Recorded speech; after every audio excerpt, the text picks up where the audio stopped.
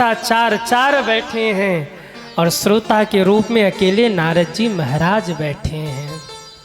अब आप सोचिए, अगर यहीं चार मंच लग जाए और चार चार वक्ता आके बैठ जाएं और श्रोता केवल एक बैठा हो, कथा कैसी होगी?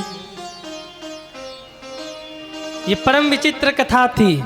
पर जैसे ही भागवत का संकल्प लिया, सबसे पहले तो पेड़ पहाड़ आ गए कथा सुनने, बादल उतर के आ गए, पूरी प्रकृति आ गई, जीव जंतु अपना स्वभाव त्याग कर कथा सुनने लगे। और जब ये दृश्य हुआ तो बड़े बड़े महाराज, ज्ञानी, महात्मा, विमलात्मा, बड़े बड़े देव ऋषि, ब्रह्म ऋषि, सब महात्मा दौड़ दौड़ के आने लगे।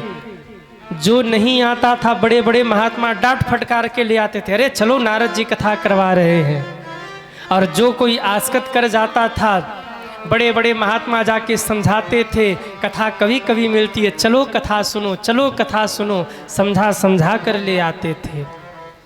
आप लोग भी लोगों को समझाया करिए, जो कथा में न आ रहे हो 10 मिनट बैठ के उनको समझाया करिए, कथा सुनो, चलो चलो हम दोनों साथ चलेंगे कथा सुनने, समझा कर बुझा कर कैसे भी कथा में लेकर आइए, उसका कल्याण होगा, पुण्य फल आपको प्राप्त होगा, आपकी भी मुक्ति हो जाएगी। सज्जनों,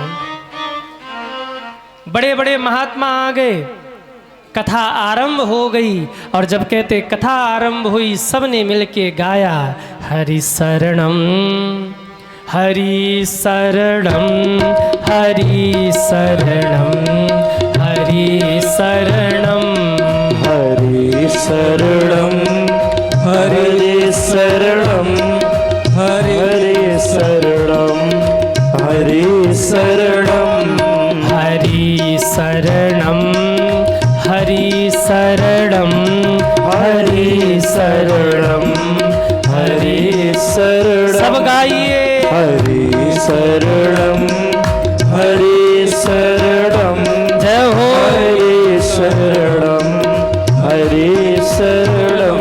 ध्वनि वृंदावन तक पहुंच गई। ज्ञान वैराग्य भागवत के प्रभाव से स्वस्थ हो गए।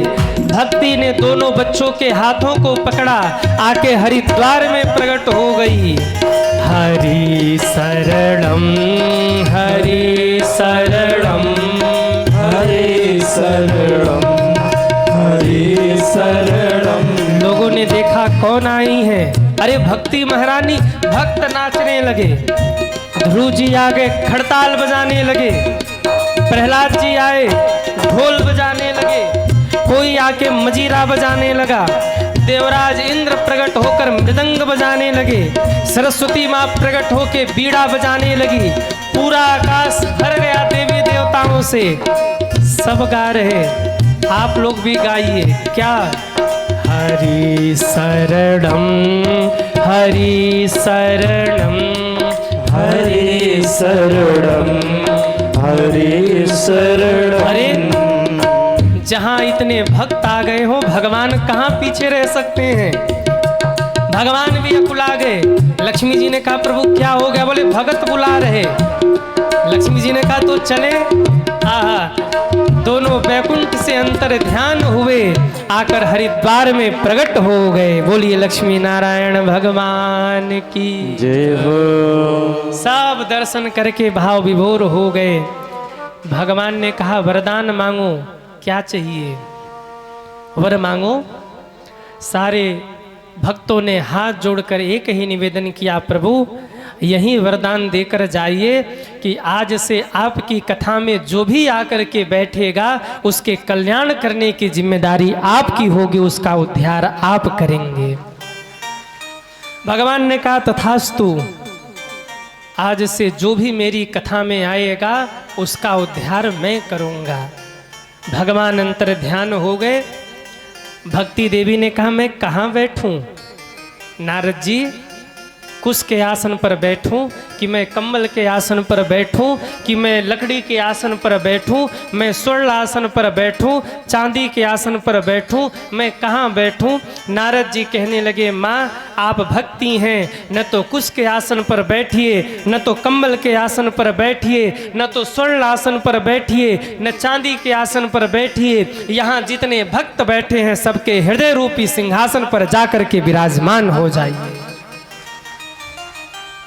आपका आसन तो सबका हृदय है, भक्तों का हृदय है, उनके हृदय में जाकर बैठिए।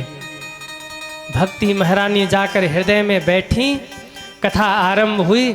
नारद जी ने कहा, माँ एक वचन और दीजिए। क्या? बोले आज से जहाँ जहाँ भी कथा होगी ना, आप जाकर गेट पर खड़ी हो जाइएगा और जितने भी भक्त आएंगे उन भक्तों के हृदय में जाकर विराजमान होइएगा, ताकि उन सभी भक्तों का कल्याण हो जाए, उद्धार हो जाए। और तब से भक्ति महारानी का निवास कहाँ है? कहाँ रहती है भक्ति महारानी? कथा पांडाल के द्वार पर, गेट पर। आप जैसे ही पांडाल में आते हैं ना, भक्ति महारानी आकर के आपके हृदय में विराजमान हो जाती हैं। आप अनुभव करके देखना, 7 दिनों में 3 घंटे तक आप वैसे नहीं हो जैसे घर पे थे। अनुभव करके देखना, न कोई विवाद होगा, न कोई ईर्ष्या होगी, न मन में कोई पीड़ा होगी, न किसी के प्रति द्वेष की भावना होगी। इन 7 दिनों तक 3 घंटे के भीतर आपको ऐसा लगेगा कि हम कुछ बदले हैं। अनुभव करके देखिएगा। पापी से पापी व्यक्ति जब कथा पांडाल में आता है ना, तो उसके चेहरे की रंगत बदल जाती है साहब। कितना भी पापी हो ना, जब कथा पांडाल में आकर बैठ जाए और गलती से उसके माथे पर तिलक लग जाए, उसके चेहरे की रंगत बदल जाती है, लगता पाप धुल गया इसका। और वहीं जब कथा पांडाल के बाहर निकले, कहीं और जाए, तो फिर मामला वो नहीं रहता। आप अनुभव करके देखना, जब तक ये कथा हो रही है आप वैसे नहीं हैं जैसे पहले थे, पर मेरा कथा गाना सार्थक तभी होगा जब आप वैसे ही रहेंगे जैसे इन दिनों में हैं। अगर यहाँ से जाने के बाद भी फिर रंग बदल लिया, अच्छा कई लोग रंग बहुत जल्दी बदलते हैं। कलयुग के गिरगिट भी यहाँ के इंसानों को देख के हैरान है और सोच रहा, प्रभु आपने ये गुण हम में क्यों दिया? इंसान तो काफ़ी थे, क्यों? अरे हम तो रंग पे पड़ने पर रंग बदलते हैं और यहाँ इंसान बेरंग ही रंग बदलता है। हाँ, मंदिर में जाएंगे कुछ और होंगे, मंदिर के बाहर निकलेंगे कुछ और होंगे, घर में जाएंगे कुछ और होंगे, मित्रों के साथ जाएंगे तो कुछ और हो जाएंगे, गुरु जी के पास जाएंगे तो कुछ और हो जाएंगे, और महाराज दुनिया में गए तो कुछ और हो जाएंगे। अजब हाल देखा नई रोशनी का, क्या बदलना लोगों ने सीखा है साहब। रावण भी कलयुग के लोगों को देखता होगा तो घबरा जाता होगा, बोले हम फेल हैं, हम अच्छे थे, क्यों? अरे ये लोग तो हमसे भी बदतर हैं। रंग बदलते नहीं, आप जैसे हैं वैसे ही बन जाएंगे, तब ये कथा सार्थक मानी जाएगी। कथा आरंभ हुई। सनत कुमार बोले, सदा सेव्या श्रीमद् भागवती कथा, यस्या श्रवण मात्रेण हरिस्यतम समाश्रये। सदैव सुनिए, सदैव सुनिए, सदैव सुनिए। क्यों? रोटी खा लिया सुबह तो शाम को भूख नहीं लगेगी क्या? अरे कहिए, सुबह को रोटी खाया तो शाम को फिर रोटी चाहिए, शाम को खाया तो दूसरे दिन फिर सुबह रोटी चाहिए। ऐसे ही सदैव कथा सुनते रहेंगे तो चित्त निर्मल होता रहेगा और एक दिन आके आपके हृदय में मेरे ठाकुर जी जरूर बैठ जाएंगे। अभी तो हमारे कामदेव चौधरी जी कह रहे थे कि गुरुजी अभी भागवत कथा हो रही है, फिर कभी जीवन में अगर अवसर मिला तो राम कथा भी होगी और छोटा पिछड़ी के लोग कथा भी फिर सुनेंगे कथा। खैर ये भविष्य में फिर कभी जब हो तब हो, पर मैं अभी आपसे कहूँ सदा सेव्या, सदैव सुनिए, सदैव सुनिए। पानी पीने के बाद तुरंत प्यास बुझती है, पर कुछ देर बाद फिर प्यास लगती, फिर पानी पीते हैं। ऐसे ही कथा सुनते रहेंगे तो मन फिल्टर होता रहेगा, और मन फिल्टर होता रहेगा, मन में ठाकुर जी बैठते रहेंगे तो हार्ट अटैक कम आएगा, और दुनिया ही बैठी रही तो हैंग कर जाएगा। इसलिए सदा सेव्या। पापी भी तर गए, ये मानवाः पाप कृतस्तु सर्वदा, सदा दुराचार रता विमार्गगाः, क्रोधाग्निदग्धाः कुटिलस्य कामिनः, सप्ताह यज्ञेन कलौ पुनन्ति ते। जीवन भर जिसने पाप किया हो, अगर वो भी एक बार संकल्प लेकर इस भागवत को सुन ले तो भागवत की गर्जना है कि पापी से पापी व्यक्ति का उद्धार हो जाता है ये कथा सुन करके। नारद जी ने कहा, महाराज क्या किसी का उद्धार हुआ है ये कथा सुन के? सनत कुमार कहते हैं, एक ब्राह्मण की कथा हम आपको सुनाते हैं। आत्मदेव पुरे तस्मिन् सर्ववेद विशारदः, सर्ववेद विशारदः। तुंगभद्रा नदी के तट पे एक ब्राह्मण रहते थे जिनका नाम था आत्मदेव। पत्नी का नाम था धुंधुली। क्या नाम था? धुंधुली। दिन रात झगड़ा करती थी आत्मदेव से। कई कई माताएं होती हैं भाइयों से दिन रात झगड़ती रहती हैं। आप लोग ऐसी नहीं हैं, हम आप लोगों के लिए नहीं कह रहे, आप लोग अच्छी हैं। अभी कम से कम 7 दिन तो प्रशंसा करना ही होगा। 7 दिन के बाद भले ही न करूं, पर 7 दिन तो कुछ भी हो अच्छा अच्छा कहना ही पड़ेगा, और न करूं तो रोटी पानी भी हमारी बंद हो जाएगी। हाँ, माताएं बैठी हैं, ये चौधरी जी से कहेंगे, अरे महाराज तो हमारी निंदा, बंद करो रोटी पानी, नहीं होगी कथा, बड़ा मुश्किल हो जाएगा भैया। तो आप लोग तो अच्छे हैं कम से कम, पर कई कई माताएं होती हैं भाइयों से खूब झगड़ा करती हैं। अच्छा, भाई लोग भी पीछे नहीं होते, लेकिन वो कभी कभी, लेकिन माताएं तो आहा, भाई भी मनावे हे भगवान। एक पति पत्नी थे, रोज झगड़ा करते थे। मोहल्ले वाले परेशान हो गए, जाकर बोले झगड़ा दंगा बंद करो, शांति बनाओ, घर को स्वर्ग बनाओ। पति पत्नी माने ही नहीं। एक दिन पूरा मोहल्ला एकत्रित हो गया और मोहल्ला मिलजुल कर पहुंचा और पति को जाकर बोला कि तू शांति बना। क्यों? तुम दोनों झगड़ा करते हो, मोहल्ले में अशांति होती है, बंद करो ये झगड़े दंगे, घर में शांति बनाओ, घर को स्वर्ग बनाओ। पति ने कहा, मैं जो भी कहो करने को तैयार हूं, पर शांति होनी चाहिए, घर स्वर्ग बनना चाहिए। मेरी पत्नी को पूछो क्या चाहती है, वो जो कहे मैं करने को तैयार हूं, पर घर में शांति होनी चाहिए, घर को स्वर्ग बनाना है। सही बात है। मोहल्ले वाले पत्नी के पास पहुंचे, बोले आपके पति देव कह रहे हैं कि मेरी पत्नी जो कहे मैं करने को तैयार हूं, पर घर में शांति होनी चाहिए, घर को स्वर्ग बनाना है। पत्नी भी खतरनाक थी। बोले क्या कहा पति देव ने? बोले उन्होंने कहा जो पत्नी कहे मैं करने को तैयार हूं, बस घर को स्वर्ग बनाना है, तू जो कहे वो करेगा। पत्नी ने कहा तो जाके मेरे पति से कह दो वो स्वर्गवासी हो जाए, मेरा घर स्वर्ग बन जाएगा।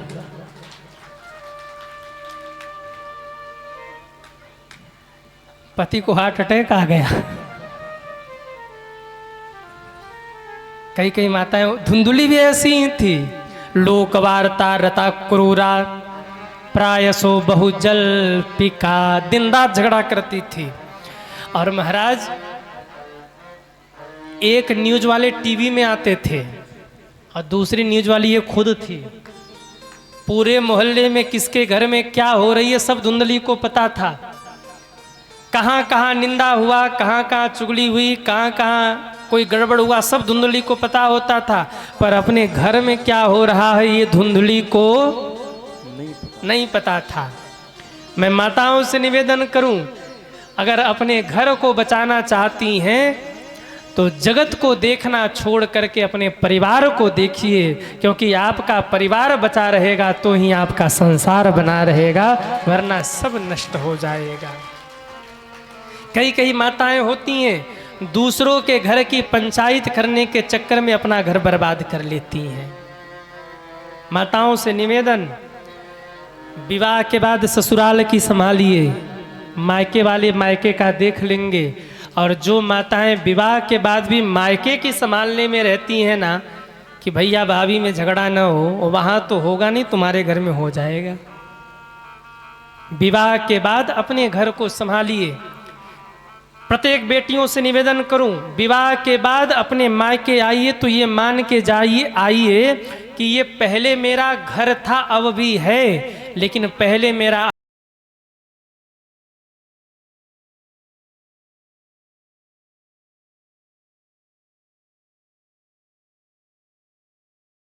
क्योंकि हम तो 2 दिन के लिए आए हैं, भैया भाभी को तो यहाँ हमेशा रहना है। इसलिए आप वो मत बोल के जाइए कि आपके कारण घर में विवाद हो जाए। आप अपने घर की संभालिए। और जो भी माताएं विवाह के बाद अपने ससुराल को छोड़ के मायके के चक्कर में परेशान रहती हैं, उनका घर ज़्यादा दिन तक चलता नहीं। क्यों? सारा दिमाग वहाँ गया, अपना घर बर्बाद हो गया। इसलिए कुछ छोड़िए जरा और अपने परिवार को संभालिए। अरे हम सुधरेंगे, जग सुधरेगा। अगर हम ही बिगड़ गए तो सारा संसार हमारा बिगड़ जाएगा, और जिस दिन हम खुद सुधर गए उस दिन पूरा संसार ही सुधर जाएगा। बहुत ज़्यादा सलाह देने की ज़रूरत नहीं है। आजकल सबसे बड़ी बुराई क्या है आप जानते हैं? किसी को समझा देना, ये सबसे बड़ी बुराई है। क्यों? अगर बन गया ना तो शायद कहे न कहे कि उनके कारण बन गया, पर अगर आपका उसका बिगड़ गया तो जिंदगी भर बैठ के गाएगा, उन्हीं के कहने पे किया था, बिगड़ गया मेरा। आजकल किसी को समझा देना भी, किसी को कुछ बोल देना भी, ये बहुत बुरी बात हो गई है। हर किसी को मत बोलिए, बोलिए उसी को जो आप, जिसके ऊपर आप अपना अधिकार समझिए और जो आपकी बातों को समझे। धुंधली का घर बर्बाद इसी चक्कर में है कि अपने घर की नहीं पता, पर मोहल्ले भर की उसे पता है। चौथापन, धीरे धीरे समय बीत रहा है और महाराज संपत्ति बहुत है, पर कहते हैं पुत्र नहीं है, बेटा नहीं है।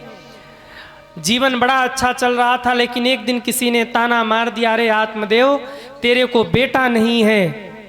और जिसको बेटा नहीं होता उसकी मुक्ति नहीं होती, तेरा कल्याण नहीं होगा, तेरे हाथ का तेरे पितर जल स्वीकार नहीं करेंगे, तेरी मुक्ति नहीं होगी। तू तो ऐसे ही रहेगा, 84 में भटकता रहेगा, तेरे पास पुत्र नहीं है। ताना दे दिया। मैं निवेदन करूं, जीवन में अपने मुख से कभी भी किसी को ताना मत दीजिए। क्यों? गोली का घाव भर जाता है, पर बोली का घाव भरने वाला नहीं है। जब जब वो याद करेगा तब तब तड़प तड़प के मरेगा, उसकी आत्मा रोएगी, दोष आपको लगेगा। यदि आप किसी की निंदा करते हैं, निंदा करने वाले सावधान हो जाएं। यदि आप किसी की निंदा कर रहे हैं तो समझ लीजिएगा कि आप उसके जीवन का पाप अपने सिर माथे ले रहे हैं। उसने जीवन में जितना पाप किया ना, 30% आप अपने हिस्से में ले रहे हैं निंदा कर करके। क्यों? माँ अपने बच्चे की गंदगी को हाथ से साफ करती है, और निंदा करने वाला व्यक्ति उस निंदक की गंदगी अपनी जिह्वा से साफ करता है। ये अंतर है। किसी की निंदा मत करिए। एक मैं कथा आपको सुनाऊं, ध्यान से सुनिए। एक बार एक राजा थे, बड़े धर्मात्मा राजा। राजा ने ब्राह्मणों को बुलाया कि हमारे यहाँ भोजन करने आइए। ब्राह्मण लोग भोजन करने आए, भोजन बन रहा था। ब्राह्मण भोजन करने बैठे थे, इसी समय एक बाज पक्षी आकाश में उड़ता जा रहा था, और उसने अपने भोजन करने के लिए पंजे में एक विषधर सांप को पकड़ रखा था। अब वो सांप बार बार डंक मार रहा था, उसके मुख से जहर निकल रहा था। उसे नहीं पता कि नीचे क्या हो रहा। वो बाज पक्षी उड़ता हुआ जा रहा था और संयोग से वहीं से उड़ा जहां नीचे भोजन बन रहा था। सांप ने डंक मारा, विष आकर के थाली में गिरा, पात्र में गिरा जिसमें भोजन बन रहा था। पूरा भोजन विषैला हो गया। राजा को नहीं पता। राजा ने ब्राह्मणों को भाव से भोजन कराया। भोजन करते ही सारे ब्राह्मण सिधार गए। अब ब्राह्मण तो सिधार गए, पर यमराज जी की चिंता बढ़ गई। क्यों? ब्राह्मण तो मर गए, पर सारा पाप मैं किसको दूं? क्योंकि राजा को तो कोई दोष ही नहीं है, क्योंकि उसको तो पता ही नहीं कि हुआ क्या। बनाने वालों की भी गलती नहीं है, ऊपर उड़ रहे बाज पक्षी की भी गलती नहीं, क्योंकि उसे नहीं पता नीचे क्या हो रहा। और सांप की भी गलती नहीं, क्योंकि सांप अपने प्राण बचाने के लिए डंक मार रहा। अब बताइए पाप किसको लगे? बहुत दिन बीत गए, साल 2 साल 3 साल 4 साल, सब धीरे धीरे शांत हुआ। राजा रोज प्रायश्चित करते, पर यमराज बैठ के सोचते रहते पाप किसके भाग में लिखूं? इतने ब्राह्मण मारे गए, किसको इसका दंड दूं? एक दिन एक घटना घट गई। एक महात्मा जी उस नगर में पधारे और किसी से पूछा कि मैं कहाँ जाऊं, मुझे भूख भी लगी है और विश्राम भी करना है। संजोग से एक महिला से पूछा, और जिस महिला से पूछा उस महिला थोड़ी वो निंदा करने वाली थी। उसके मुख से निकल गया, देखो महात्मन, किसी के घर जाना पर राजा के पास मत जाना। क्यों? राजा इतना क्रूर है कि उसने 108 ब्राह्मणों को जहर खिला करके मार दिया। राजा के पास भूल कर भी मत जाना। और जैसे ही कहा राजा के पास भूल कर भी मत जाना, वो पापी है। यमराज जी को मौका मिला, कहा लिखो इसी के भाग्य में सारा दंड विधान। क्यों? अरे उन सब की गलती नहीं है, पर गलती इसकी है जो निंदा कर रही है। इसलिए गोस्वामी जी को भी कहना पड़ा, सब कर निंदा जे जड़ करही, सब कर निंदा जे जड़ करही, सब कर निंदा जे जड़ करही, सब कर निंदा जे जड़ करही, पे चमगादड़ होही अवतरही, पे चमगादड़ होई अवतरही, पे चमगादड़ होही अवतरही, ते चमगादड़ होई अवतरही, ते चमगादड़ होई अवतरही। जो सबकी निंदा करते हैं भगवान उनको क्या बनाते हैं? चमगादड़। कभी देखा है? उल्टे लटक रहा होता है बेचारा, भगवान उसको वहीं गति देते। इसलिए निंदा मत करिए। आत्मदेव को ताना मार दिया, अरे आत्मदेव तेरे को बेटा नहीं है, तेरी मुक्ति नहीं होगी। आत्मदेव इतने दुखी हुए, मरने के लिए चले गए। सोचा मर तो जाना ही है, जरा पानी पी लूं, प्यास लगी है। पानी पीने चले गए नदी किनारे, और पानी पीकर बैठकर रोने लगे। अब आप बताओ, जो मरने जाएगा वो पानी पिएगा? कहिए, जो मरने जाएगा वो पानी पिएगा? अरे मरना ही है तो मर गए होते। ये तो वही हालत हो गई। एक आदमी रेल की पटरी पर लेटा था। किसी ने पूछा क्या हो गया, क्यों लेटे हो यहाँ? बोले जिंदगी से परेशान हूँ, आत्महत्या करूँगा। बोले क्यों परेशान हूँ? बगल में रोटी का डब्बा लेके लेटा था। किसी ने पूछा भाई साहब मरना ही है तो रोटी का डब्बा लेके क्यों लेटे हो? कहा मूर्ख, ट्रेन लेट हो गई तो भूखे मरूंगा, कम से कम रोटी तो खा लूंगा। अरे मरना है तो मरना भाई, ये रोटी का डब्बा लेके बैठे हो। मरने वाले मरते हैं, कहते नहीं, और जो बहुत कह रहा मरेगा नहीं, डरा रहा है, चिंता मत करो। जो कहता हम मर जाएंगे, बोलो मत आत्महत्या कर लेंगे, मरेगा नहीं, मुस्कुराओ मनी मन, बहका रहा है, धमका रहा है, मरेगा नहीं। मरने वाले मरते हैं, कहते नहीं है। आत्मदेव मरने गए, मन में सोच रहे मर जाऊं कि रह जाऊं, पानी पी लूं, थोड़ा आराम कर लूं, फिर मर जाऊंगा, बैठ के रो रहे हैं। एक महात्मा जी गुजरे, बोले क्या हो गया? बेटा नहीं है महाराज, और हमने सुना है जिसके पास बेटा नहीं होते उसकी मुक्ति नहीं होती। महात्मा बोले अगर बेटा बेटी से मुक्ति होती ना तो कुकर सुकर पहले ही मुक्त हो जाते। उनके तो हर साल 2, 4, 10 बेटा बेटी होते हैं। बेटा बेटी किसी को नहीं तारते, जीव का कर्म ही है जो जीव को नरक ले जाता है, और जीव के कर्म ही है जो जीव को भगवान के धाम लेकर जाता है। इसलिए भजन करो, सन्यास ले लो, सुखी हो जाओगे। मैंने तेरा भाग्य पढ़ लिया आत्मदेव, तेरे भाग्य में 7 जन्म तक बेटा नहीं है। आत्मदेव तो सिर पीट पीट के रोने लगे। महात्मा ने कहा क्या हो गया? बोले बाबा हम तो रो रहे थे कि एक ही जन्म बेटा नहीं है, और आप कह रहे हो कि 7 जन्म तक बेटे का सुख नहीं है। मतलब आपने मेरा दुख 7 गुना बढ़ा दिया। बेटा दे दो, नहीं तो आत्मदेव ने कहा आपके चरणों में सिर पीट पीट के मर जाऊंगा, खुद तो मरूंगा, आपको भी ब्रह्म हत्या लगेगी। महात्मा सोचने लगे हे भगवान, अब की खाई सो खाई, आगे खाई सो राम दुहाई। हम तो आए थे बचाने और इस किस चक्कर में पड़ गए। बोले हम कहाँ से बेटा दे दे? आत्मदेव ने कहा जो 7 जन्म की बता सकता है वो बेटा भी दे सकता है।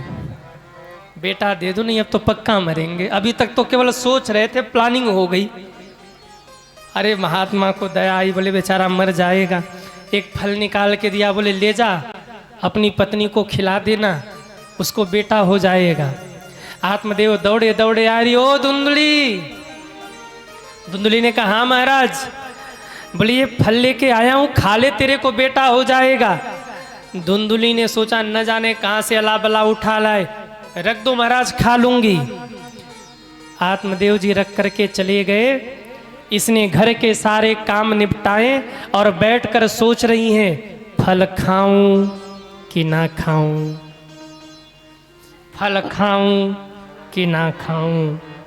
इतने में आ गई इसकी बहन। बोले बहन क्या सोच रही है? बोले देखो ना, न जाने कहाँ से अला बला उठा के लाए, कहते फल खा लो बेटा हो जाएगा। अब मैं सोच रही फल खाऊं कि, अरे बोलो ना खाऊं। बहन ने कहा खा ले, तेरे को बेटा हो जाएगा। धुंधली ने कहा अरे बहन मैं फल तो खा लूं पर एक समस्या है। क्या? मैं गर्भवती हो जाऊंगी, मैं चल फिर नहीं पाऊंगी। बोले तो चल फिर नहीं पाएगी तो तुझे कहाँ चलना है? धुंधली ने कहा अगर भूकंप आ गया तो सब घर छोड़ के भाग जाएंगे, हम घर में दब के मर जाएंगे। अरे बोले कहाँ भूकंप आ रहा, खा ले फल। बोले घर में डाका पड़ गया तो सब तो घर छोड़ छोड़ के भागेंगे, डाकू हमें मार डालेंगे। अरे बोले कहाँ डाका पड़ रहा, धुंधली तू खा लेना फल, तेरे बेटा हो जाएगा।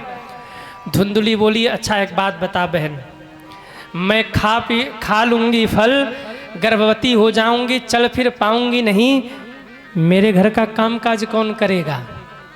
धुंधली की बहन ने कहा ननद को बुला लेना। ननद वो आएगी ना, जन्म जब लाला का होगा तो आएगी और नेग भी ले जाएगी, पहले ही बुला लेना। 6 महीने जितना बन पड़े काम करा लेना, और जाते जो बन पड़े दे के बहला देना उसे। धुंधली बोली अरे बहन तू हमारी ननद को ना जाने, नंबर 1 की चालू है वो। बोले होगा क्या?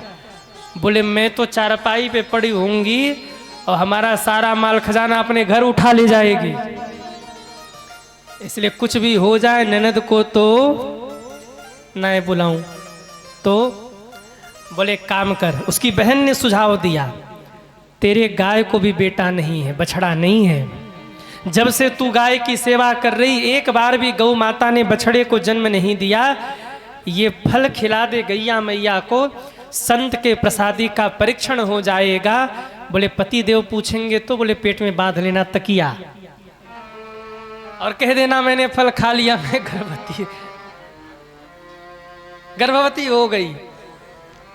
बालक कहाँ से आएगा? उसकी बहन ने कहा मैं गर्भवती हूँ, मेरे को बालक होगा, अपना बच्चा लाके तुम्हें दे जाऊंगी, मेरे पति को तू धन दे देना, मेरे पति की बोलती बंद हो जाएगी, तुझे प्रसव पीड़ा नहीं होगी, तुझे बालक भी मिल जाएगा और फल का परीक्षण भी हो जाएगा। खिला दिया फल गौ माता को और पेट में तकिया बांध के बोली महाराज मैंने फल खा लिया और मैं गर्भवती हूँ। कुछ दिन बाद जब उसके बहन को बेटा हुआ तो मुंबईया फिल्म जैसी हेरा फेरी आत्मदेव के घर में हो गई। बहन ने बेटा ला कर दिया और हल्ला मचा दिया, आत्मदेव को बेटा हो गया, आत्मदेव को बेटा हो गया। अरे सुनो गांव वालों, आत्मदेव पिता बन गए, उनको बेटा हो गया। आत्मदेव भाव में नाच उठे, दौड़े हैं, जाकर बच्चे को उठाया है और बच्चे की किलकारी सुनकर प्रसन्न हुए, आंख में आंसू लेकर बोले आज मेरा घर हरा भरा हो गया। सुनो गांव वालों, मेरा नाम है आत्मदेव और मेरे बेटे का नाम होगा परमात्मा देव। मैं चाहता हूं कि मेरा बेटा मुझसे भी आगे जाए। चारपाई पे पड़ी धुंधली चिल्लाई, अच्छा 9 महीने पेट में रखा मैंने और नामकरण करने तुम आ गए, नाम हम रखेंगे। रख लो नाम, क्या रखोगी? और वो कहती है मेरा नाम है धुंधली, मेरे बेटे का नाम होगा धुंधकारी। क्या नाम रखा? धुंधकारी। इतने में कोई दौड़ा दौड़ा आया और कहा अरे आत्मदेव तेरे तो भाग्य खुल गए। क्यों? अरे कहा है किसी ने भगवान जब देते तो छप्पड़ फाड़ के देते, अरे बेटा नहीं था तो एक नहीं था, आज तेरे घर में 2-2 बेटे हो गए। 2 बेटे? गांव वाले बोले हाँ, जा गौशाले में देख, आज गैया मैया ने बालक महाराज बछड़े को जन्म नहीं दिया है, आज गैया मैया ने एक सुंदर से बालक को जन्म दिया है। आत्मदेव दौड़े, जाकर देखा तो गैया मैया से एक बालक का जन्म हुआ। तो जो फल खिलाया था उसकी प्रसादी, पूरा शरीर मनुष्य का था और कान केवल गाय के समान थे। आत्मदेव के मुख से निकला अरे इनके कान तो गाय के समान है, इनका नाम होगा गोकर्ण। बोलिए गोकर्ण जी महाराज की जय हो। घर में 2-2 बच्चे हो गए। समय बीता, गोकर्ण जी धीरे धीरे बड़े हो रहे। एक दिन महात्मा आए, हरि शरणम, ये वही महात्मा है जिन्होंने प्रसाद दिया था। देखने आए कि बालक कैसा है। हरि शरणम, हरि शरणम, हरि शरणम, हरि शरणम, हरि शरणम, हरि शरणम, हरि शरणम, हरि शरणम। दरवाजे पे आए, आवाज लगा रहे वो आत्मदेव। आत्मदेव ने बाहर निकल कर देखा, अरे महात्मन आप, चरणों में प्रणाम किया।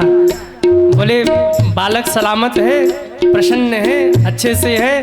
अरे बोले गुरुदेव खूब कृपा है, जरा ले आओ हम भी उस भगवत भक्त का चेहरा देखें, कैसा है बालक। बाबा के गोद में लाकर धुंधकारी को दे दिया। महात्मा ने ध्यान से देखा, बोले ये नहीं, कोई और बालक है क्या घर में, उसे ले आओ।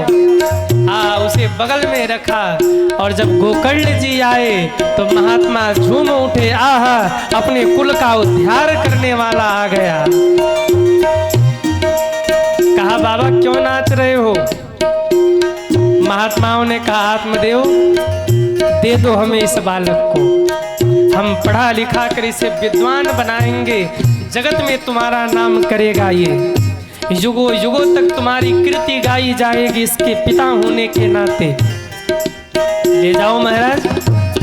गोकर्ण जी को गोद में लिया और महात्मा हरि शरणम, हरि शरणम, हरि शरणम, हरि शरणम, हरि शरणम, हरि शरणम, हरि शरणम, हरि शरणं हरि शरणं हरि शरणं हरि शरणं हरि शरणं हरि शरणं हरि शरणं हरि शरणं हरि शरणं हरि शरणं हरि शरणं। महात्मा जी लेकर पहुँचे काशी और पढ़ा लिखा करके गोकर्ण जी को परम विद्वान बना दिया। गांव में रह गया धुंधकारी, बहुत बड़ा पापी बन गया। दूसरों को कष्ट देता, किसी के बच्चे को उठा के कुएं में फेंक देता, किसी के घर में आग लगा देता, किसी के घर चोरी करके आता, और जब चोरी करके आता तो धुंधली प्रसन्न होके प्रशंसा करती, वाह बेटा वाह, बहुत अच्छा किया तूने।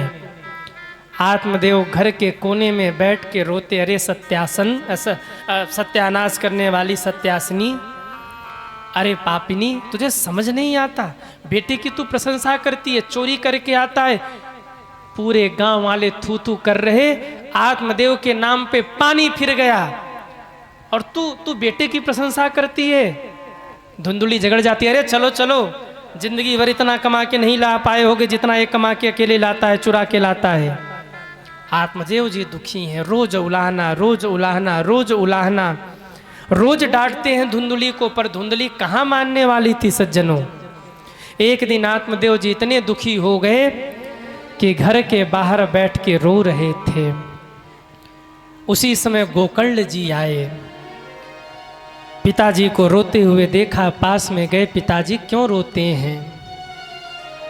कहा, बेटा तेरे भाई ने नाक में दम कर दिया है, रोज कोई न कोई पाप करके आता है, गांव वाले मुझे उलाहना देते हैं, अब तो मन करता है मैं मर जाऊं कहीं जा करके। आत्मदेव जी को गोकर्ण जी समझाते हैं, पिताजी मर तो आप उस समय भी रहे थे जिस समय बेटा नहीं था, और मर आज भी आप रहे हैं जब दो दो बेटे हैं। पर क्यों? क्योंकि एक संत के बात पर आपने विश्वास नहीं किया, एक गुरु के वचनों पर आपने भरोसा नहीं किया। महात्मा ने कहा था, तुम्हें 7 जन्म तक बेटे का सुख नहीं है, जरा नजर उठाकर देखो, आपका एक बेटा सन्यासी बन गया, इसका सुख नहीं है, और दूसरा बेटा पापी बन गया, उसका सुख नहीं है, अब क्यों रो रहे हो? महात्मा ने तो पहले ही कहा था 7 जन्म तक बेटे का सुख नहीं है। इसलिए पिताश्री अब भी समय है, उड़ जा पंछी अमर लोक को, यहाँ नहीं कोई तेरा है, जग वालों का हुआ अंधेरा, तेरा हुआ सवेरा है। अब भी समय है, जंगल जाके भगवान का भजन कर लो, मुक्त हो जाओगे, तुम्हारी मुक्ति बन जाएगी। ऐसे रोने धोने से काम नहीं चलने वाला। देह अस्थिर मांस रुद्रे भीमतिम त्यजत्वम, ये शरीर क्या है? स्वामी राम सुखदास जी कहते थे, ये शरीर गंदगी पैदा करने की एक फैक्ट्री है मेरे भाई बहन। नाक से देखो तो गंदगी, आँख से देखो तो गंदगी, मुख से देखो तो गंदगी। महाराज, इस संसार में मानवों ने जितनी गंदगी फैलाई ना, पशु पंछियों ने उतनी गंदगी कभी नहीं फैलाई। जंगल में शेर रहता है, जंगल में हिरण रहता है, जंगल में खरगोश, अजगर, सांप, बिच्छू, हाथी सब रहते हैं, पर जंगल में उतनी गंदगी नहीं। पर जिस घर में मनुष्य रहता है, आप देखो उस घर में कितनी गंदगी फैली रहती है। 2 दिन झाड़ू पोछा न करो तो पूरा घर महकने लगता है। इसलिए पिताश्री, भगवान ही सत्य है, दुनिया झूठी है, भगवान का भजन करो। ये शरीर एक ये समझ लो कि गंदगी का ढांचा है और कुछ है नहीं। इसलिए पिताजी भगवान का नाम लीजिए। भजले प्राणी, अरे भजले प्राणी रे अज्ञानी, दो दिन की जिंदगानी व्यथा क्यों भटक रहा है, व्यथा क्यों भटक रहा है। भजल प्राणी रे अज्ञानी, दो दिन की जिंदगानी व्यथा क्यों भटक रहा है, व्यथा क्यों भटक रहा है। झूठी काया झूठी माया चक्कर में क्यों आया, व्यर्थ सिर पटक रहा है, सिर भटक रहा है। झूठी काया झूठी माया चक्कर में क्यों आया, व्यर्थ सिर पटक रहा है, व्यर्थ सिर पटक रहा है। जरा उठाइए दोनों हाथों को और ताली सेवा करते हुए हरि बोल। जय हो।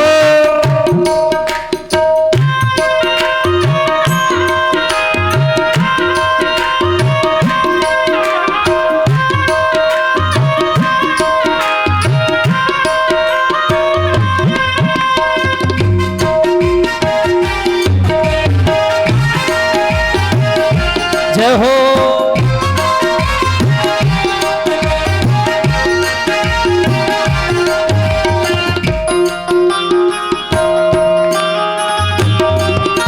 हरि बोल।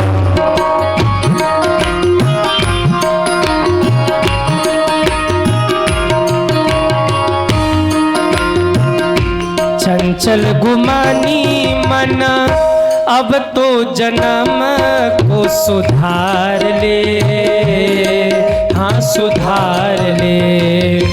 चंचल गुमानी मन अब तो जन्म को सुधार ले, हाँ सुधार ले। अवसर मिलेगा नहीं फिर ना मिलेगा तुझको अवसर ऐसा, बारंबार रे बारंबार रे। ना मिलेगा तुझे अवसर ऐसा, बारंबार रे बारंबार रे। अज्ञानी तजना दानी भजल सारंग पानी, व्यर्थ सिर पटक रहा है, व्यर्थ सिर पटक रहा है। भजल प्राणी रे अज्ञानी, तो दिन की जिंदगानी व्यथा क्यों भटक रहा है, व्यथा क्यों भटक रहा है। झूठी काया झूठी माया काया झूठी माया चक्कर में क्यों आया, व्यर्थ सिर जय हो। रहा है, व्यर्थ सिर भटक रहा है, व्यथा क्यों भटक रहा है। व्यथा क्यों भटक जरा उठाइए दोनों हाथों को हरि बोल। श्री राधे।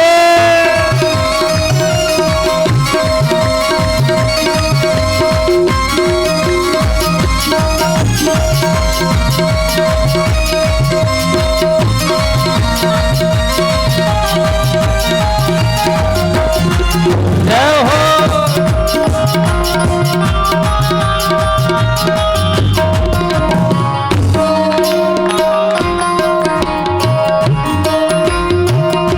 नर्तन मिला है तुझको खो क्यों रहा है इस खेल में, इस खेल में। नर्तन मिला है तुझको खो क्यों रहा है इस खेल में, इस खेल में। कंचन सिखाया तेरी उलझी है विषयों के मेल में, सुत अरुदारा वैभव सारा, उदारा वैभव सारा, कोई नहीं तुम्हारा, व्यर्थ सिर पटक रहा है, व्यर्थ सिर पटक रहा है। भजल प्राणी रे अज्ञानी, तो दिन की जिंदगानी वृथा क्यों भटक रहा है, व्यथा सिर पटक रहा है, वृथा सिर भटक रहा है, व्यर्थ सिर भटक रहा है। रे अज्ञानी अरे भजले प्राणी, 2 दिन की जिंदगानी व्यथा क्यों भटक रहा है, व्यथा क्यों भटक रहा है। आज कथा से जाइएगा, जो कथा में नहीं आए ना उनको धक्का दे के समझाना। अरे रे अज्ञानी तज नादानी, भजले सारंग पानी, व्यर्थ सिर पटक रहा है, व्यर्थ सिर पटक रहा है। समझाते हैं पिताजी को, पिताजी शरीर का जो मोह है उसे छोड़कर जंगल जाइए, भगवान का भजन करिए, अभी आपकी मुक्ति हो जाएगी। आत्मदेव जंगल चले गए, गोकर्ण जी फिर पढ़ने के लिए काशी चले गए। अब घर में कौन रह गया? धुंधली और धुंधकारी। एक दिन माँ से आके बोला, माँ तिजोरी की चाबी दे। माँ रो पड़ी, अरे बेटे घर के बर्तन तक तो तूने बेच डाले, तिजोरी की चाबी कहाँ से लाऊं? इतना बोलना ही था। चूल्हे में आग जल रही थी, आग उठा के फेंक दिया माँ के ऊपर और उसी लकड़ी को निकाला है, जलती हुई लकड़ी से माँ को पीटना शुरू किया। आज जब जलती हुई लकड़ी से पीटा है धुंधली को धुंधकारी ने, तो अपने कर्मों के ऊपर पछताई है पहली बार धुंधली, और रो कर बोली, मैंने जीवन में सबसे बड़ी गलती की है। फिर पछतइये होत का, जब चिड़िया चुभ गई खेत, बोया पेड़ बबूल का, तो आम कहाँ से हो। इतनी दुखी हुई घर से निकलकर जंगल में पहुंची। रास्ते में एक कुआं पड़ा, उसी कुएं में कूदकर धुंधली ने प्राण त्याग दिया। अब घर में कौन रह गया? कहिए। घर में अकेले बचा धुंधकारी। 5 गड़िकाओं को घर में ले आया और उनके भरण पोषण के लिए डाकू बन गया। एक दिन राजा के घर से माल खजाना चुरा कर ले आया। उन गड़िकाओं ने सोचा, अगर ये जीवित रहा तो पकड़ा जाएगा, हम सब भी जेल में होंगे। रात के समय धुंधकारी को पिलाया है मदिरा, और मदिरा पिला करके गला दबाना शुरू किया गड़िकाओं ने। सोचा ये मर जाएगा, पर मरा नहीं। और जब मरा नहीं तो चूल्हे में अग्नि जल रही थी, आग के अंगारे निकाल करके उन गड़िकाओं ने धुंधकारी के मुख में ठूस दिया, ओठों को सिल दिया और मुख को महाराज कपड़े से बांध दिया। तड़प तड़प करके धुंधकारी ने प्राण त्याग दिए।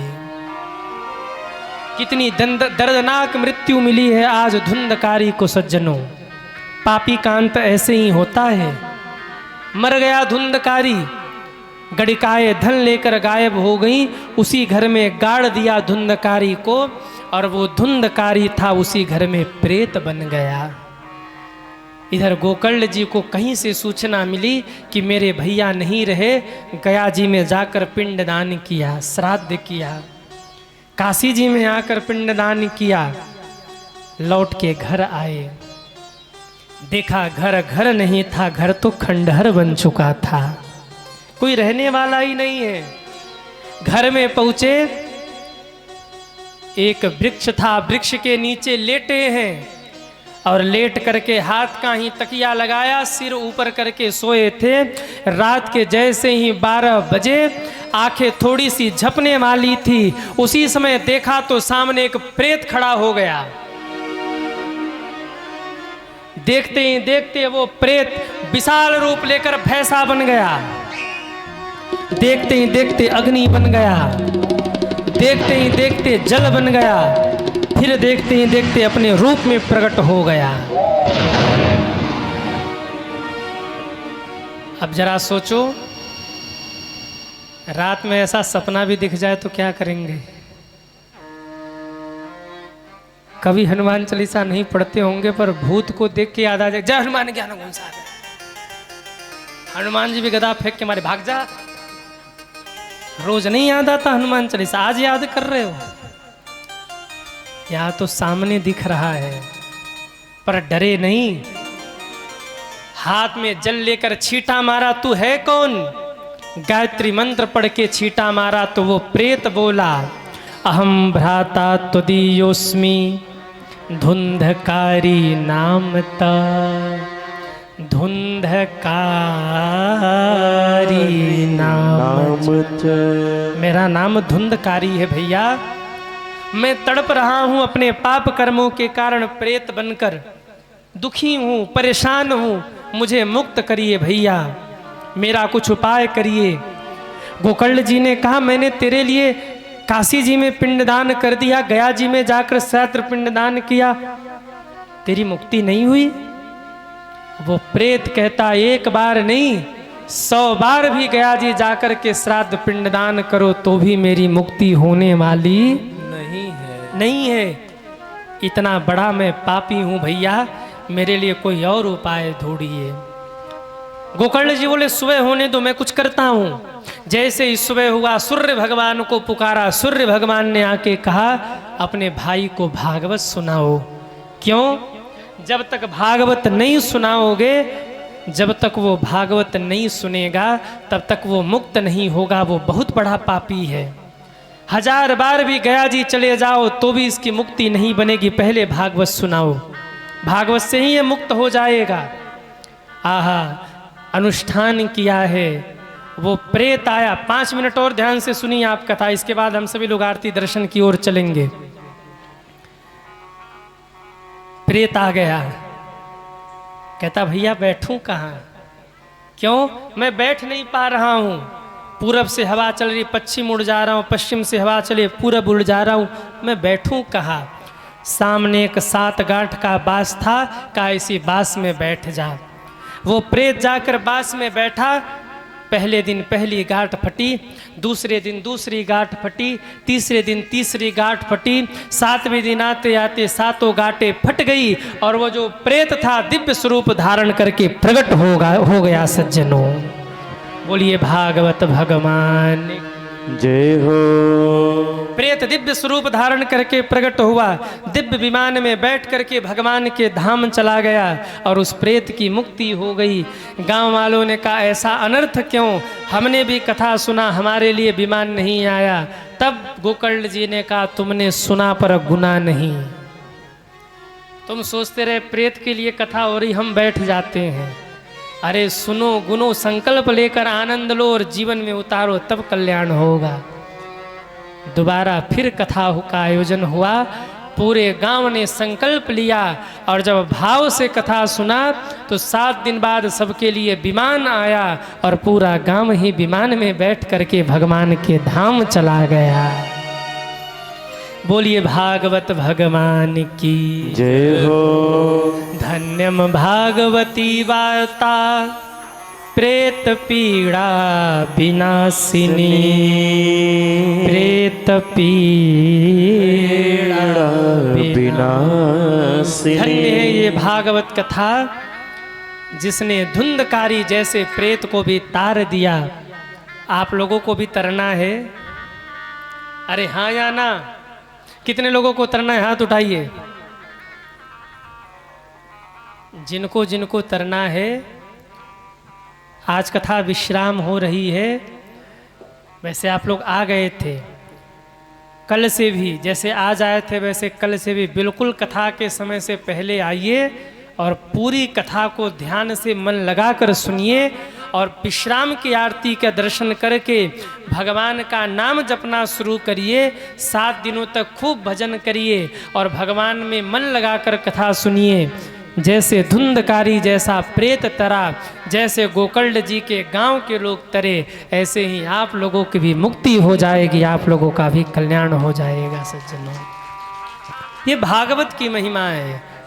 बोलिए भागवत भगवान की जय हो। आज की कथा इन्हीं शब्दों के साथ विश्राम, आगे की यात्रा कल। सभी दोनों हाथ जोड़िए और आज की कथा को श्री हनुमान जी के चरणों में समर्पित करें।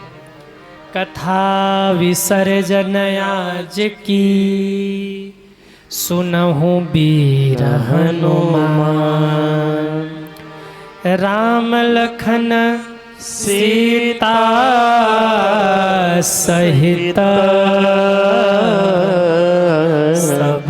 करहूँ कल्याण। बोलिए हनुमान जी महाराज की जय हो। आज इन्हीं शब्दों के साथ अपनी इस आज की कथा की यात्रा को विश्राम। कल पुनः आप सभी लोग समय